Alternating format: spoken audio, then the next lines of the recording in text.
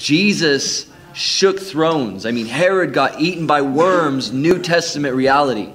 Jerusalem was shaken in 70 AD with the judgments of God. Rome was shaken by the judgments of God.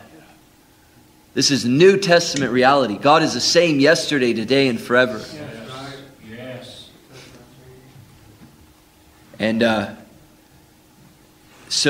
the thing that I love about Jehu, and just so you know, I believe that Jesus is Jehu in this company. I am not Jehu.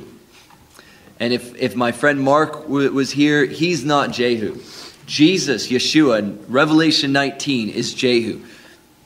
He is the embodiment of the spirit of Jehu in the fullness.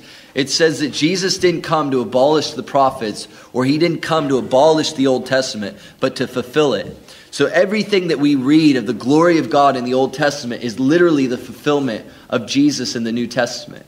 Does that make sense? It's called Christology. If you're studying theology, it's called Christology. So every time you see the burning bush, when you see the burning bush that says, I am, and Christ comes and tells the Jewish people before Abraham was, I am, and they want to stone him, they're recognizing that he's saying he was the burning bush. And that's called Christology, where we can see Jesus in the Old Testament.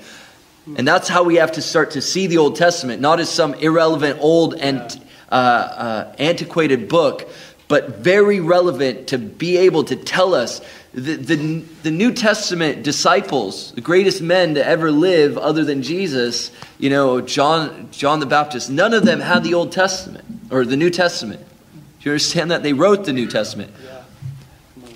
When Jesus came to the guys on the road to Emmaus, he didn't open up the New Testament to them.